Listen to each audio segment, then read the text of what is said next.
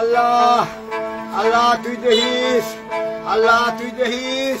সম্প্রতি সামাজিক মাধ্যমে ছড়িয়ে পড়া একটি ভিডিও দেশের নানা মহলে তুমুল আলোচনার জন্ম দিয়েছে। ভিডিওতে দেখা যায় ময়মনসিংহের তারাকান্দা উপজেলার কাশীগঞ্জ বাজারে কয়েকজন ব্যক্তি স্থানীয় বৃদ্ধ হালিম উদ্দিন আকন্দকে জোরপূর্বক বসিয়ে তার দীর্ঘদিনের জটাবদ্ধ চুল ও লম্বা দাড়ি ট্রিমার দিয়ে কেটে দিচ্ছেন। অসহায় বৃদ্ধ এ সময় কেঁদে উঠে বলেন, আল্লাহ তুই দেখিস।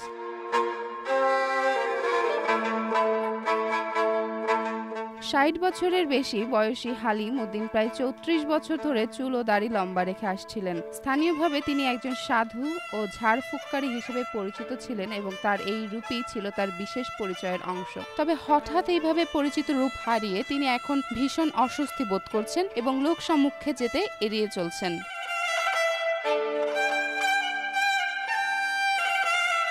পরিবারের অভিযোগ, তিনি কোনো পাগল নন, তারা কাউকে ডেকে আনেননি, বরং ঢাকার মোহাম্মদপুর ভিত্তিক সংগঠন হিউম্যান সার্ভিস বাংলাদেশ স্থানীয় কয়েকজনের সহযোগিতায় এই কাজটি করেন। সংগঠনের দায়িত্বশীল মুফতি সোহরাব হোসেন আশরাফি দাবি করেন, তারা মূলত মানবিক সেবার অংশ হিসেবে অসুস্থ বা অপ্রকৃতস্থ মানুষকে পরিচ্ছন্ন করেন। তবে এ ঘটনার পর সামাজিক মাধ্যমে মতভেদ দেখা দেয়, কারণ হালিম উদ্দিন মানসিকভাবে সম্পূর্ণ সুস্থ ছিলেন। কেউ এটিকে মানবিক উদ্যোগ হিসেবে দেখছেন, আবার অনেকে বলছেন এটি সরাসরি অবমাননাকর ও অমানবিক আচরণ। মানবাধিকার সংস্থা আইন ও সালিশ কেন্দ্র এক বিবৃতিতে জানায়, সংবিধানের অনুচ্ছেদ ৩১ ও ৩৫ অনুযায়ী কারো ইচ্ছার বিরুদ্ধে জোর করে দাড়ি চুল কেটে দেওয়া মৌলিক অধিকার ও ব্যক্তি স্বাধীনতার লঙ্ঘন।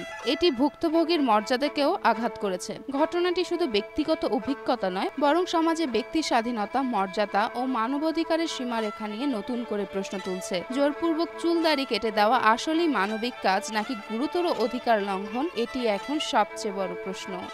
চেমন ফারিয়া, জনকণ্ঠ।